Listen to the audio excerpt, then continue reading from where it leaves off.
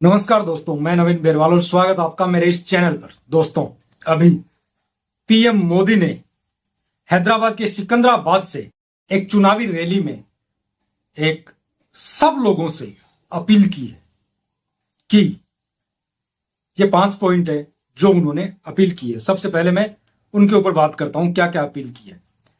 मोदी जी ने सबसे पहले अपील जो की है वो ये कहा है कि आप गोल्ड ना खरीदें 1 साल तक। गोल्ड किसी भी कंडीशन में ना खरीदें 1 साल तक, चाहे आपके घर में कोई फंक्शन हो या फिर कैसा भी कंडीशन हो, आपको नहीं खरीदना है। ये सबसे पहले खूब जोर देके मोदी जी ने ये जनता से अपील की थी। इसके बाद में जो दूसरी जो अपील थी वो किसानों के लिए थी कि भाई जो आप यूरिया वगैरह यूज करते हैं, केमिकल फर्टिलाइजर्स, इनका उपयोग कम से कम करें। उसकी बजाय जो घर में पशु होते हैं उनके जो गोबर की खाद होती है, जो वो चीजें ज्यादा से ज्यादा यूज करें। तीसरा, मोदी जी ने साफ तौर पे ये कहा है कि आप वर्क एट होम यानी घर पे रह के काम करने की कोशिश करें। बहुत से लोग इस बात के बाद में ये अंदाजा लगा रहे हैं, ये कयास लगा रहे हैं कि कहीं कोरोना वाली स्थिति तो नहीं आ गई है। देखो आगे क्या होता है। इसके बाद में मोदी जी ने साफ तौर पे यह भी कह दिया कि आप पेट्रोल डीजल का कम से कम उपयोग करें, क्योंकि पेट्रोल डीजल विदेश से आता है, पैसा विदेश में देना पड़ता है। जहां से खरीदेंगे पेट्रोल के बदले में, डीजल के बदले में पैसा देना पड़ेगा। कोई भी सामान लेते हैं उसके बदले में पैसा अपन को देना पड़ता है। तो मोदी जी ने यह साफ तौर पे कह दिया है कि आप पेट्रोल और डीजल का यूज कम से कम करें। मोदी जी ने साफ ये भी कहा कि आप मेट्रो का उपयोग ज्यादा से ज्यादा करें। आप जो ईवी गाड़ियां हैं जो बैटरी से चलती हैं उसका उपयोग ज्यादा से ज्यादा करें। 4 बंदे ऑफिस में जा रहे हैं, चारों के पास 4 गाड़ियां, आप चारों 4 गाड़ियां लेके ना जाए, बल्कि एक गाड़ी में चारों बैठ के जाएं, ताकि 3 का पेट्रोल डीजल वो चीजें बच सके। ये मोदी जी ने कहा है। इसके बाद में मोदी जी ने साफ तौर पे ये कहा है कि फॉरेन ट्रिप, फॉरेन में कोई आप फंक्शन करना चाह रहे हैं या घूमने के लिए जाना चाह रहे हैं, 1 साल तक इस चीज को टोटली अवॉइड करो, ये मोदी साहब ने कहा है। इसके बाद में मोदी जी ने यह कहा है कि आप जो मेड इन इंडिया प्रोडक्ट्स हैं उनके ऊपर ज्यादा से ज्यादा गौर करें, इनका उपयोग ज्यादा से ज्यादा करें। ये मोदी जी ने 5 अपील की है सब लोगों से, पूरे देश के लोगों से। और ये आप सबको पता है कि रुपया डॉलर के मुकाबले काफी कमजोर है। तो मोदी जी चाह रहे हैं कि आर्थिक स्थिति देश की ना डगमगाए, ना बिगड़े, पैसा हिंदुस्तान का हिंदुस्तान में रहे, जहां काम आए, इस देश से बाहर ना जाए। लेकिन ये जो चीजें होती हैं ये देश के नाम संबोधन में आती हैं, ना कि आप किसी चुनावी रैली में इस तरह की बातें पूरे देश के सामने करें। और आप सब लोगों ने देखा था कि पिछली बार जब देश के नाम संबोधन किया था उस वक्त पूरा पॉलिटिकल ब्यूरो हो रहा था, उसमें सारी चीजें पॉलिटिकल थी।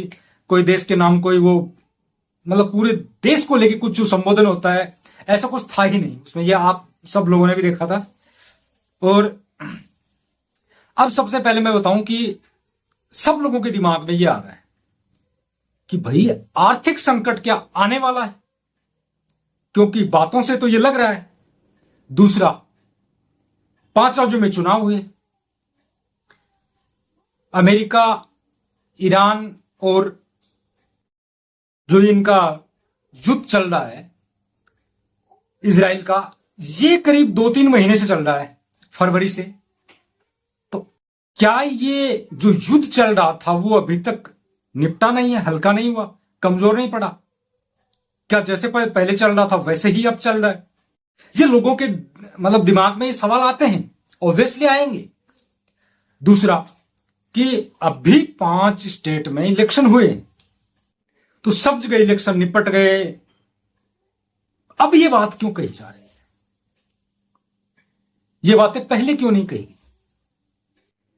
मोदी जी ने जो पूरे देश के नाम जो संबोधन किया, सबसे पहले आप वो वीडियो देखें। आप साथियों, हमें विदेशी मुद्रा बचाने के जो भी रास्ते हम लोग अपना सकते हैं, हमें बचाना होगा। साथियों, गोल्ड यानी सोने की खरीद एक और पहलू है जिसमें विदेशी मुद्रा बहुत अधिक खर्च होती है। एक जमाना था जब संकट आता था, कोई युद्ध होता था, तो लोग देश हित में सोना दान दे देते थे। आज दान की जरूरत नहीं है, लेकिन देश हित में हमको ये तय करना पड़ेगा कि साल भर तक घर में कोई भी फंक्शन हो, कोई भी कार्यक्रम हो, हम सोने के गहने नहीं खरीदेंगे, सोना नहीं खरीदेंगे।